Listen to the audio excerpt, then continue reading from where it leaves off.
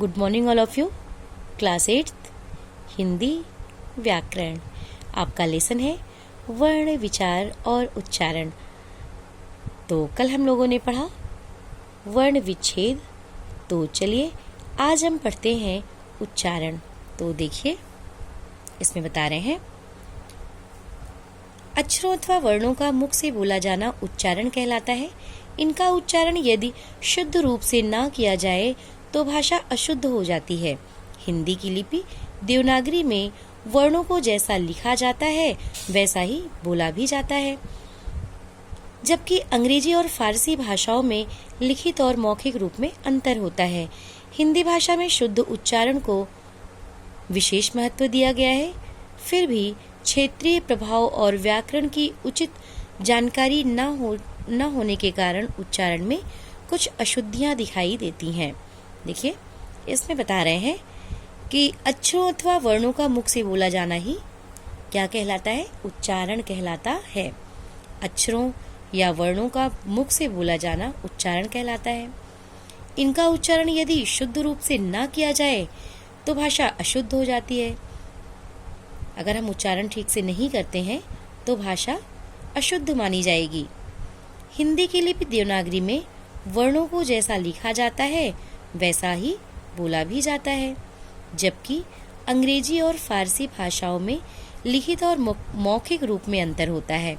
इसमें बता रहे हैं कि हिंदी भाषा में हम जैसा लिखते हैं वैसा ही बोलते हैं, लेकिन अंग्रेजी और फारसी भाषा में ऐसा नहीं है।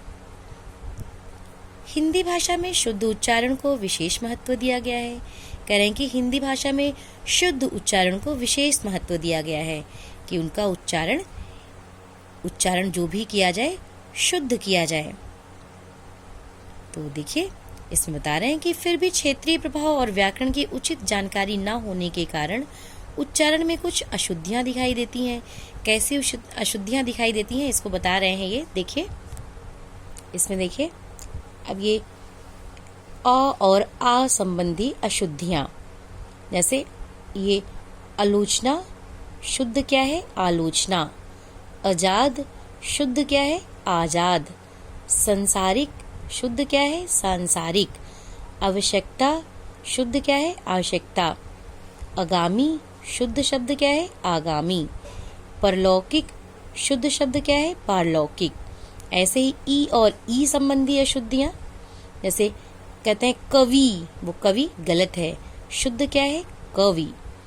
पूर्ति शुद्ध क्या है? पूर्ति। हानि शुद्ध क्या है? हानि। क्योंकि शुद्ध क्या है? क्योंकि। इसलिए शुद्ध क्या है? इसलिए। इसी तरह से ये शब्द जैसे छोटा ऊ बड़ा ऊ है संबंधी अशुद्धियां, जैसे पूज्य शुद्ध क्या है? सही क्या है? पूज्य। हिंदू सही क्या है? हिंदू। मूल्य सही क्या है? मूल्य। रुमाल सही क्या है?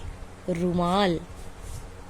इसी तरह से रा और री संबंधी अशुद्धियां, ये देखिए गृहिणी शुद्ध क्या है? सही क्या है? गृहिणी। पृथ्वी सही क्या है? पृथ्वी। इसी तरह से गलतियां हो जाती हैं। तो आज बस इतना ही, आगे कल आज आपका होमवर्क है। ये देखिए ये एक्सरसाइज उच्चारण की दृष्टि से निम्नलिखित अशुद्ध शब्दों के शुद्ध रूप लिखिए। तो जो मैं भी आपको पढ़ा रही थी, तो ये क्षत्रिय है, छाते वाला छा है, होना क्या चाहिए?